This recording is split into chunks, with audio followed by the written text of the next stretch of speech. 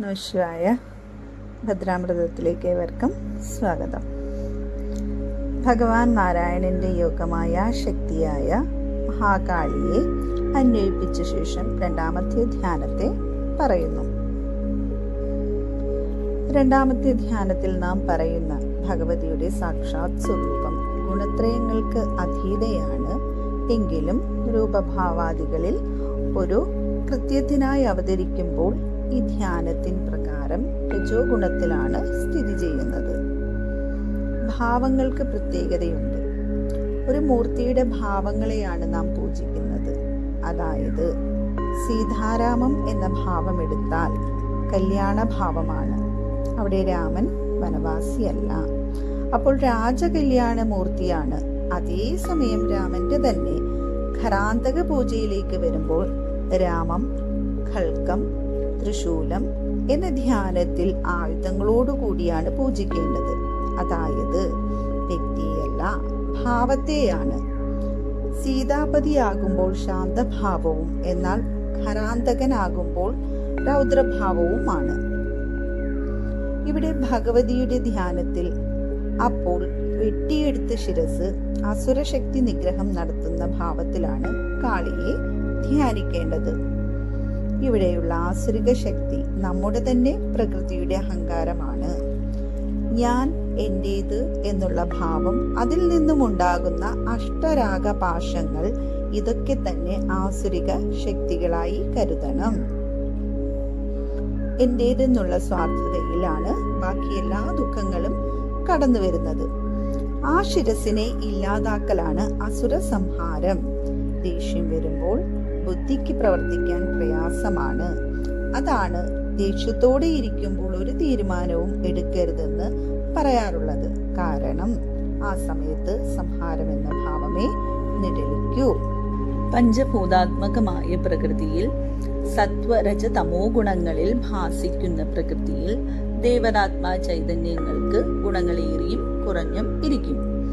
3 ഗുണങ്ങളും ഉണ്ടാകുമെങ്കിൽ പോലും സത്വഗുണം കുറഞ്ഞും രജസ്തമോ ഗുണങ്ങൾ കൂടിയും രജസ്തമോ ഗുണങ്ങൾ കുറഞ്ഞ് സത്വഗുണം കൂടിയും രജോ ഗുണം കുറഞ്ഞും മറ്റു ഗുണങ്ങൾ കൂടിയിരിക്കുകയും ചെയ്യും.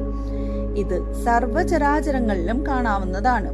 സദാസമയം ഉറക്കം, ആലസ്യം, ഉന്മേഷമില്ലായ്മ, ഒന്നിലും താല്പര്യമില്ലാതിരിക്കുന്നവരിൽ തമോ ഗുണം കൂടുതലെന്ന് കാണാൻ കഴിയും.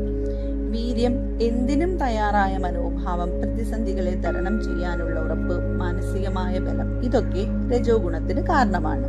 ഒരു ഉദാഹരണം പറഞ്ഞാൽ രാജാക്കന്മാർക്ക് വേണ്ട ക്ഷാത്രവീര്യം എന്നൊക്കെ വിഹരിക്കാം. ശാന്തി, ദയ, ക്ഷമ, അനുകമ്പ, ശാന്തി മൂലമുള്ള നമുക്കുള്ളതിൽ തൃപ്തി അഥവാ മതി എന്ന അവസ്ഥ, എന്തിലും സദ്ബുദ്ധി മാത്രം ദർശിക്കുന്ന അവസ്ഥ, ഇതെല്ലാം സത്വഗുണമാണ്.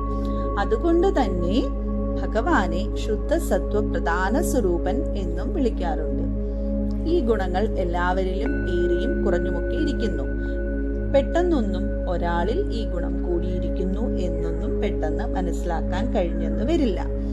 ഭക്ഷണ രീതിയെ സംബന്ധിച്ച് ഒരാൾ സാത്വികമോ ഗുണവിഭാഗമോ എന്ന് തീർച്ചപ്പെടുത്താൻ ഒരിക്കലും കഴിയില്ല. ജന്മാന്തരങ്ങൾ കഴിഞ്ഞാണ് ഒരു ജീവൻ ഉരുവാകുന്നത്. അതിനാൽ ഇന്നത്തെ ഭക്ഷണം നാളത്തെ നിങ്ങളുടെ ഗുണത്രയത്തെ അതനുസരിച്ച് പോഷിപ്പിക്കും എന്നല്ലാതെ ഗുണത്രയങ്ങളെ വിവേചിക്കുക സാധ്യമല്ല. കാളിയാമത്തിൽ അനുഷ്ഠിക്കുന്ന സാധനകൾ ആധ്യാത്മികമായി രാഗപാശങ്ങളെ ഖണ്ഡിക്കുവാൻ ചെയ്യാറുണ്ട്.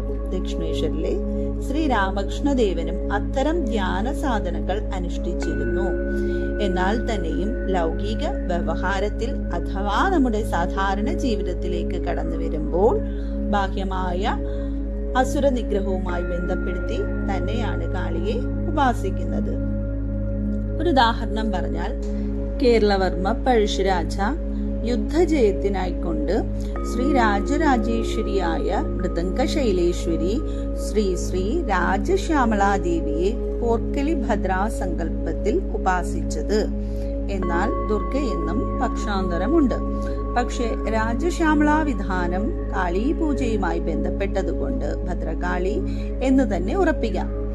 അപ്രകാരം ഭഗവതിയെ ബാഹ്യമായ ഗുണത്തോടു കൂടിയും ധ്യാനിക്കണം.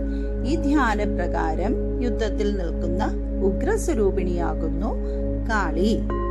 ഓം നമഃ ശിവായ. നന്ദികേശ്വര പ്രണാമം. ഭഗവാൻ ശൂലപാണി.